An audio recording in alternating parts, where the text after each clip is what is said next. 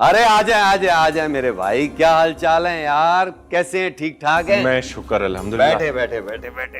आप तो ईद के चांद ही हो गए, नजर ही नहीं आते कसम से। अरे क्या बताएं नसीर भाई, बस नौकरी करने में लगे हुए हैं। मैंने तो इसीलिए नौकरी छोड़ दी कसम से, इंसान को जानवर समझता हूँ। घर बैठा रहता हूँ, अल्लाह अल्लाह करता रहता हूँ, गुज़र औकात हो जाती है।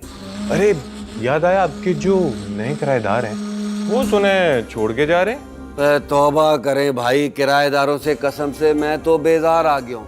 बेवा औरत थी, मुझे तरस आ गया, 2 बच्चियां थी छोटी छोटी। मैंने बोला चलो किराए पे दे देते, लेकिन उनके लक्षण अल्लाह बचाए अल्लाह। लच्छन? क्या मतलब? समझा नहीं मैं, ऐसा भी क्या हो गया? नहीं, किसी की ऐबजोई नहीं करनी चाहिए, लेकिन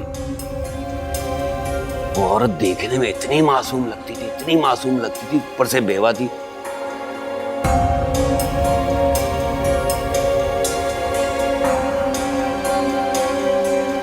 तौबा, जब उसकी माँ को कोई फर्क नहीं पड़ता तो हम कौन होते बोलने वाले? भाई भाड़ में जाए। तौबा तौबा अस्तगफिरुल्लाह। कितनी शरीफ जातियां बनती थी ना, माँ बेटियां दोनों। अरे नसीर भाई, मेरे तो बच्चे उनके घर ट्यूशन पढ़ने जाते हैं। मैं तो आज से नहीं भेज रहा अपने बच्चे उनके घर। वाह वाह वाह वाह, अपने बच्चे उनके पास ट्यूशन भेज दिए। अरे कुछ तो ख्याल कर लेते, हम मर गए, आपकी भाभी मर गई है, वो किस मर्ज की दवाएं, इनके पास भेजे ट्यूशन। वैसे तो हम लोग पैसे नहीं लेते, अगर अपनी मर्जी से कोई कुछ हाथ पे रख दे तो हम क्या कर सकते हैं? हाँ ये सही है। बस नसीर भाई, भाभी को बता दें आज से बच्चे उनके पास ट्यूशन पढ़ने आएंगे। खुदा हाफिज। अच्छा जी, अल्लाह हाफिज। खुश रहिए, खुश रहिए। भाभी से बात कर ले, मैं भेज रहा हूँ जी, बच्चों जी, को जी। कल से। अस्सलाम वालेकुम मम्मी। वालेकुम अस्सलाम। फाकिया, एक गिलास पानी लेकर आओ।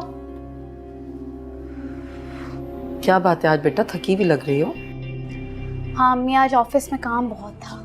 हाँ बेटे, गर्मी भी बहुत है आज वैसे। अस्सलाम वालेकुम।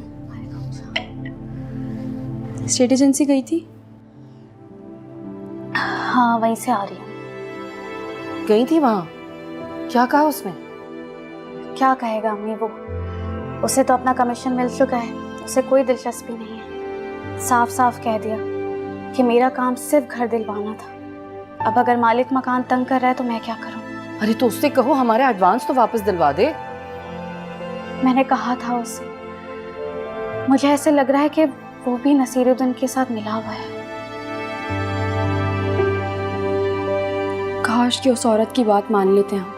इतनी बड़ी रकम फंस गई अम्मी, अब क्या होगा? जो होना था वो तो हो गया, बस अब तो फौरन के फौरन कोई दूसरा घर देखो और यहाँ से निकलो। मुझे तो डर है कहीं नसीरुद्दीन तुम दोनों को और कोई नुकसान ना पहुंचाए। बहुत मक्कार आदमी है, हमेशा दिन में आके आपको धमका के चला जाता। अम्मी आइंदा हमारी गैर मौजूदगी में दरवाजा नहीं खोलिएगा। हाँ बेटा, ख्याल रखूंगी मैं आइंदा। फाकिया, मुझे एक कप चाय पिला दो, मेरे सर में बहुत दर्द हो रहा है। हाँ अम्मी, कराती हूँ। खबरदार, अब यहाँ पढ़ने के लिए मत आना। अस्सलाम वालेकुम बहन। क्या हुआ? आपने मेरे सलाम का जवाब नहीं दिया, कोई बात बुरी लगी आपको मेरी? बुरा मत मानना बहन, पूरा मोहल्ला तुम्हारी बेटियों के किरदार पर थू थू कर रहा है और तुम ऐसे मासूम बन के मुझसे पूछ रहे हो जैसे तुम्हें कुछ मालूम ही ना हो। ये झूठ है, सब बहुतान है मेरी मासूम बच्चियों पर। अब ये सच है या झूठ है ये तो अल्लाह बेहतर जानता है, मगर हम तो सिर्फ एक बात जानते हैं कि इस पूरे मोहल्ले में मुंह दिखाने के काबिल नहीं रहे अब तुम लोग। मैं क्या कर सकती हूँ, क्या कह सकती हूँ? सिर्फ इतना ही कहूंगी कि अल्लाह हिदायत दे इन बहुतान लगाने वालों को। हिदायत दे, लानत भेजिए से मोहल्ले पर। चलो बेटा, अब यहाँ नहीं आएंगे पढ़ने।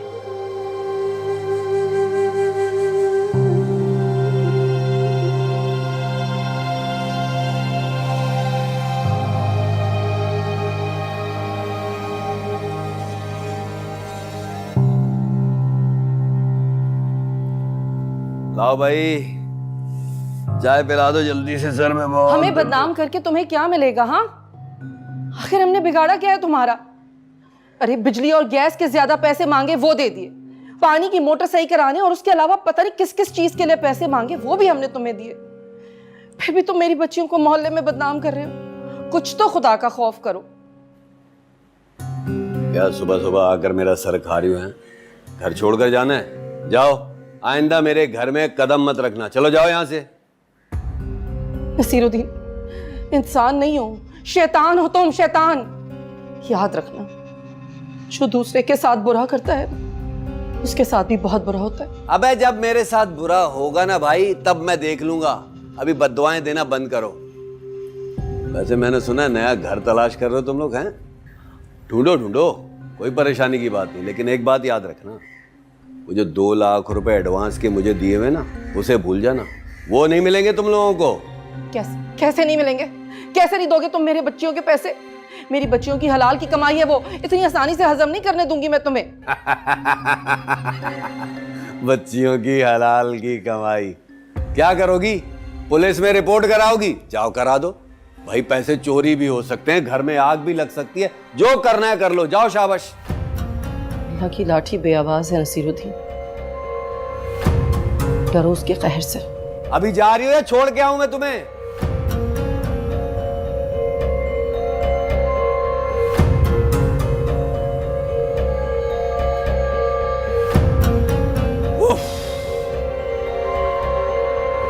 चाय लाइए ना मेरे लिए।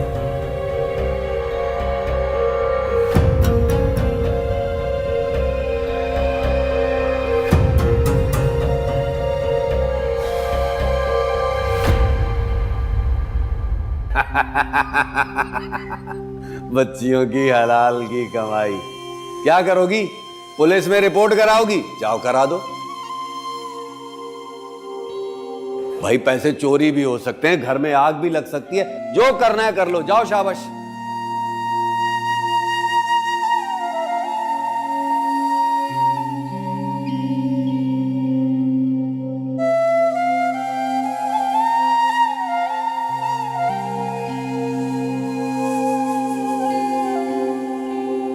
अम्मी, 5:30 बज गए, तक ट्यूशन का एक बच्चा भी नहीं आया। अम्मी, क्या हुआ? आपको रोक क्यों रही हैं आप? हम यहाँ नहीं रहेंगे, बस हम ही घर छोड़ देंगे।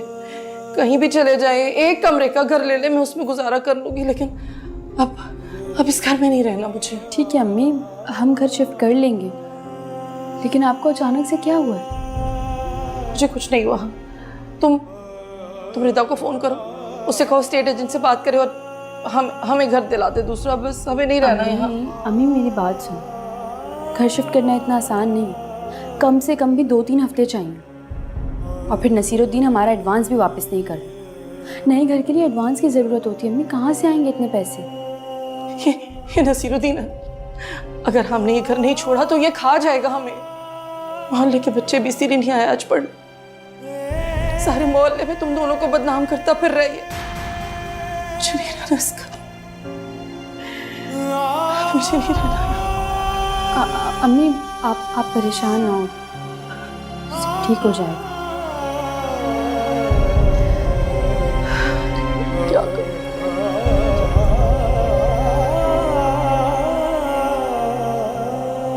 कराची सर्कुलर रेलवे ट्रैक पर कायम तजावुजात के खिलाफ ऑपरेशन आज शुरू किया जाएगा। पहले मरहले में गुलबर्ग और लियाकताबाद में रेलवे ट्रैक से तजावुजात खत्म किए जाएंगे। कराची सर्कुलर रेलवे के 43 किलोमीटर तवील रास्ते के अतराफ लगभग 5000 से ज्यादा मकानात और बुलंदबाला इमारतें कायम हैं। कमिश्नर कराची इफ्तिखार शलवानी के मुताबिक रेलवे की कुल 580 एकड़ अराजी पर कब्जा है, जिसे छुड़ाना है। तफसीलात बताएंगे जियो न्यूज के नुमाइंदे। हमारा घर भी तो रेलवे ट्रैक के साथ ही लगता है। जब भी तेरे मुंह से निकलेंगी ना कसम से खुराफात ही निकलेंगी, ढंग की बात कभी मत करना तू। हमारा घर ही। अच्छा ये चाय रखिए, ठंडी हो जाएगी। जी, कराची सर्कुलर रेलवे पर कायम तजावुजात के खिलाफ ऑपरेशन का पहला मरहला जो है वो आज से शुरू होगा। जो भी नई गवर्नमेंट आती है ना, उसके यही ड्रामे होते हैं। अब इस शहर में सर्कुलर ट्रेन चल ही नहीं सकती। 2 दिन के ड्रामे, उसके बाद सन्नाटा। सिर्फ आवाम को परेशान करना है इन लोगों ने। लेकिन 1 लाख रुपए आएंगे कहाँ से? काश के हमारा अपना घर होता, तो यूं किराए के घर में धक्के ना खाने पड़ रहे होते। मुझे ऑफिस से एडवांस भी नहीं मिल सकता, वरना मसला ही हल हो जाता। बस अल्लाह ताला हमारी मुश्किलें आसान करे। वैसे अगर तुम दोनों बुरा ना मानो तो मेरे पास इस मसले का एक हल है। क्या? मिलाती हूँ।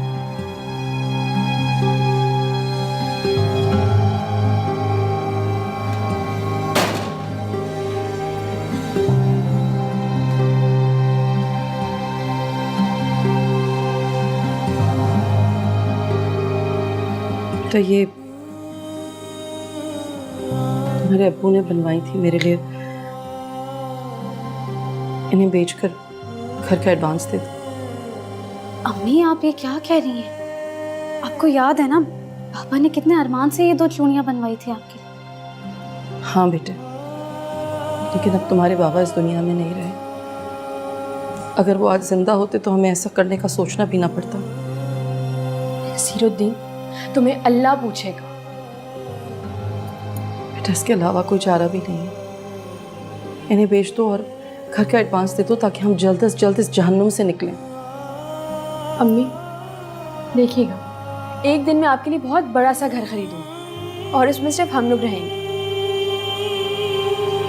इंशाअल्लाह।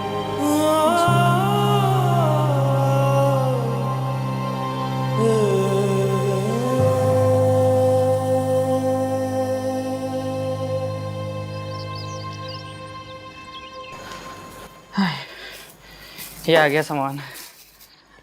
हाँ जी, सारा सामान लिया है ना? हाँ जी, देख लें, आलू भी लिया है मैं। शमसा बहन का सामान चला गया? जा रहा है बस।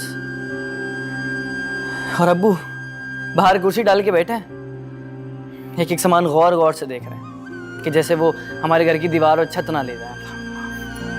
हद हो गई। अल्लाह उन्हें माफ करे। उनकी आंखों पे तो जैसे लालच की पट्टी बन गई। अब्बू हमेशा ऐसे ही करते हैं किराएदारों के साथ, इसीलिए टिकते नहीं हैं वो लोग, चले जाते हैं। आई थी माँ और बेटियां मुझसे लड़ने के लिए, एडवांस वापस लेने के लिए। मैंने एडवांस भी वापस नहीं किया और घर भी खाली करवा लिया। अब्बू आप ये गलत कर रहे हैं, हमें किसी का हक नहीं मारना चाहिए। अबे ओ, मैं तेरा बाप हूँ, तू मेरा बाप बनने की कोशिश मत कर। अच्छा, और ये सही और गलत की पट्टी ना किसी और को पढ़ाना। एक तो मैं तुम माँ और बेटों से ना बकवास कर करके आजिज आ चुका हूँ। तुम लोगों को पता है ये जो एडवांस आया ना, इसमें थोड़े से पैसे और डालूंगा, इस मकान के ऊपर एक मंजिल और डालेंगे और उसको बिस्मिल्लाह करके किराए पर चढ़ा देंगे। हैं? अबे ये जन्नत मैं किसके लिए कमा रहा हूँ? तुम लोगों के लिए। मैं आज हूँ कल नहीं है।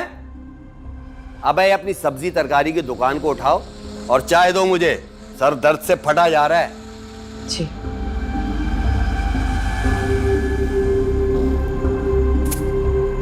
हौल वला कुव्वत। पैसा पैसा पैसा, पता नहीं इस शख्स ने पैसे के पीछे क्यों दौड़ लगाई हुई है। वो इसलिए क्योंकि उनको पैसों की हवस हो गई है, और हवस का कभी पेट नहीं भरता। मेरी तो हिम्मत ही नहीं हुई कि शमसा बहन को खुदा हाफिज कहने जाती। अरे किस मुंह से करती मैं उनका सामना?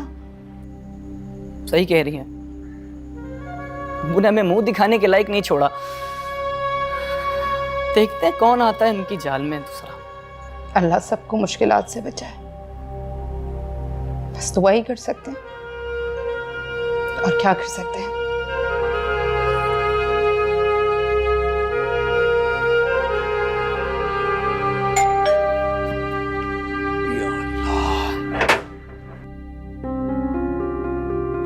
अस्सलाम वालेकुम। तुम नसीरुद्दीन हो? जी जी, मैं नसीरुद्दीन। देखिए, हम कोर्ट की तरफ से आए। सुप्रीम कोर्ट के ऑर्डर के मुताबिक रेलवे की ज़मीन से तजावुज़ात ख़त्म किए जा रहे हैं, और क्योंकि आपका घर इस गली में रेल की पटरी के बिल्कुल करीब है, इसलिए कोर्ट ने ऑर्डर दिए इस घर को गिराने के, और ये उसका नोटिस। नहीं नहीं, ये कैसे हो सकता है? ये नहीं हो सकता। ये तो बहुत पुराना घर है मेरा। ये और नोटिस गलत होगा। ये तो उस वक्त सोचना चाहिए था जब नाजायज जमीन खरीद कर मकान बना रहे थे। अरे भाई, इसमें मेरी गलती तो नहीं है ना, मेरा क्या कसूर है? देखिए, गलती किसी की भी है, भुगतनी अब आपको पड़ेगी, क्योंकि इस घर में आप रहते हैं। अगले जुम्मे तक ये मकान खाली कर देना। सरकारी लोग आएंगे और मशीनरी से ये मकान गिरा देंगे। चले साहब, ये और भी नोटिस बांटने, देर हो रही है। हाँ, एक बात याद रखना, ये मकान खाली कर देना, वरना हमें मकान खाली कराना आता है। अरे साहब, मेरी बात तो सुने।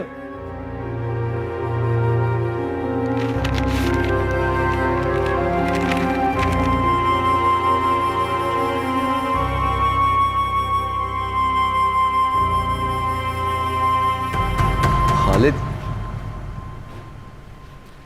ये सब तुम्हारे अमाल का नतीजा है नसीरुद्दीन। आ गया वो दिन आ गया जिसके लिए मैं डरती थी, तुम्हें रोकती थी, लेकिन तुम्हारी समझ में तो कुछ नहीं आ रहा था, कुछ दिखाई नहीं दे रहा था तुमको, क्योंकि तुम्हारी आंखों पे लालच की और हवस की पट्टी बंधी हुई थी। कुछ नहीं दिखा तुम्हें, ना किसी की मजबूरी, ना किसी की यतीमी, बस हंसते खेलते घर से दर बदर कर दिया। देख लो मेरे अल्लाह का इंसाफ, तुमने लोगों को दर बदर किया और आज हम दर बदर होने को है। तुम ठीक कह रही हो बेगम, तुझे मजलूमों की बद्दुआएं लग गई।